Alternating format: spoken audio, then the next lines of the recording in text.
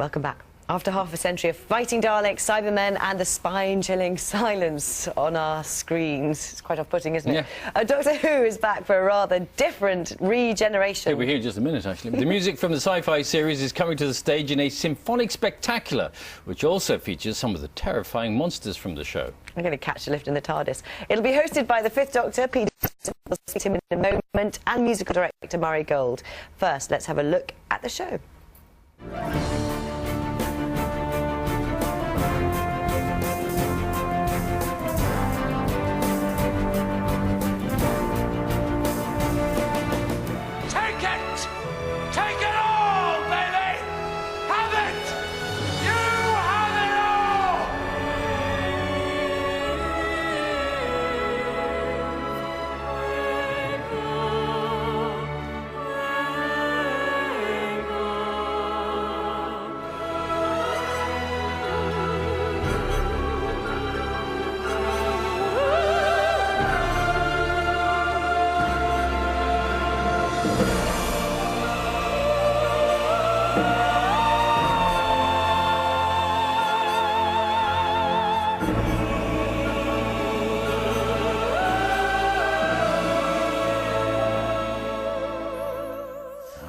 Wow. Very dramatic. Indeed. Peter Davison, the Fifth Doctor, and composer Murray Gold here. Good morning to you both. Good morning. Well, the music's so much more complicated than it used to be in the old days. It used to be woo, digga-da-ding, digga-da-ding, digga-da-ding, digga-da-ding. And now... 100 people sitting there playing away with their instruments.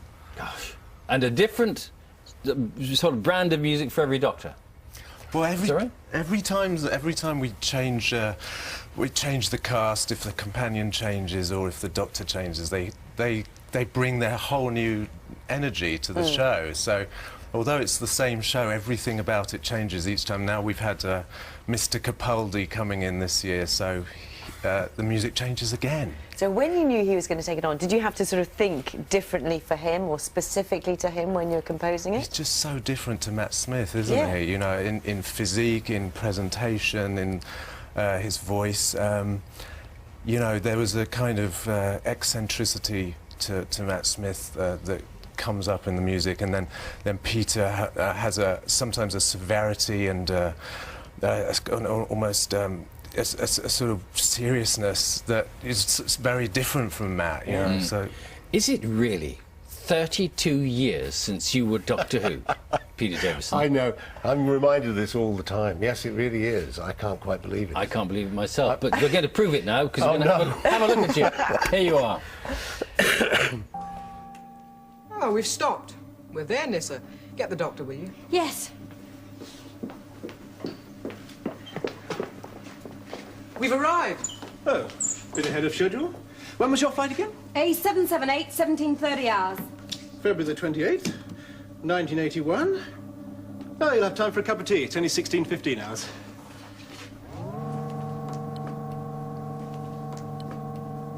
Doesn't look much like Heathrow to me.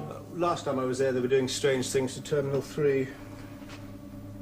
Oh, no, you're right. It doesn't. You see, they spent so much more on it in those days, didn't they? Eh? Well, they used to wheel our set out at the end of our studios and wheel whatever came in next. Yeah. Now they have what they call a standing set, which is so much more elaborate and brilliant. Yeah.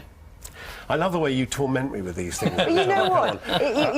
You might laugh at it. I did not laugh. I was deeply scared. Yeah, music was notably absent there a bit, wasn't it? I didn't But really you did have scary music, though. we had scary music, yes, but Yes. of course it was a radiophonic workshop in those days, and although that was wonderful what they did, Yes. I'm very envious of the music they have now, which Murray writes, which Yes. is so well. It's musical compositions in itself, which is why we have the concert. Exactly. Well, how do you take the music that's been written for the screen, though, and put it on stage? Because you've just got to pack a whole load of stuff in, or do you? What do you do? well, it's written for orchestra, and the BBC National Orchestra of Wales play it brilliantly down in Cardiff. We played it live in 2006. Someone, for the first time, Julie Gardner had this idea. Let's play the music for the show, the background music for the show, in front of an audience, see if it works. And people showed up and bought tickets, and it was great. And then in 2008, we went to the Royal Albert Hall and did it. And you know, now we're taking it on the road around the United Kingdom. And you get people like him walking through the audience selling ice cream and that sort of thing, do you? Yeah, it comes complete with various touch you on the shoulder. It's a great theatrical show. It's essentially, though, a musical, an orchestral concert, but with the added bits of me introducing the various pieces and our friends, the aliens. What's it like being involved with the Doctor after all these years? Are you surprised by the sort of longevity of it? Yes, I mean, I never believed I'd still be sitting here being involved with Doctor Who now, but it's the longest running job in show business. I said that to Peter Capaldi when he was, he accepted.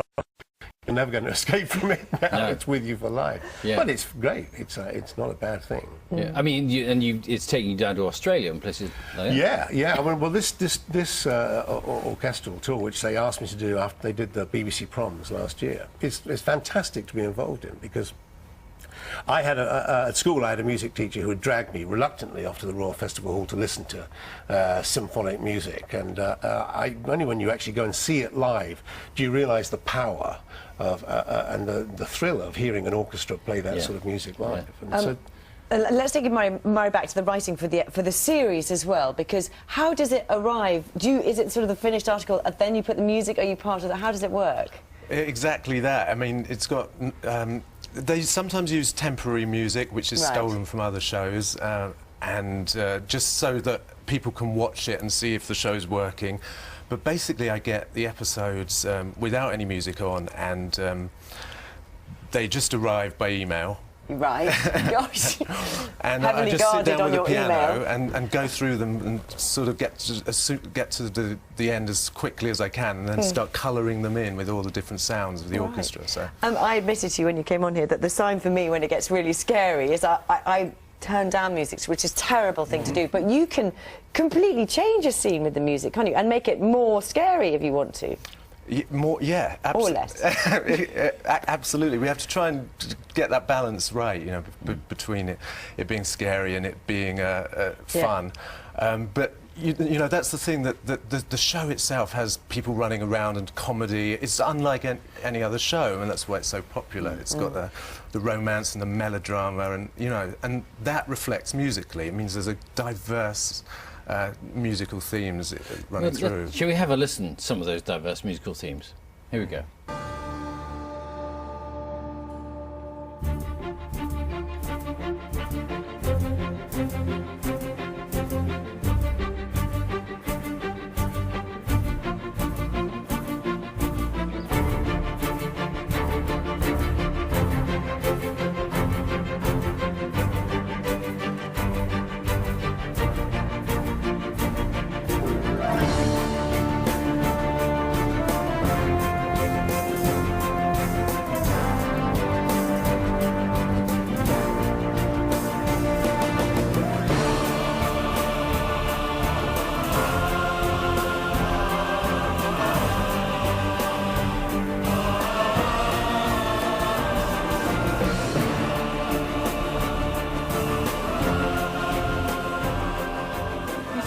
The people who come, are they there for the music, or are they there because they are, what are they, Whovians?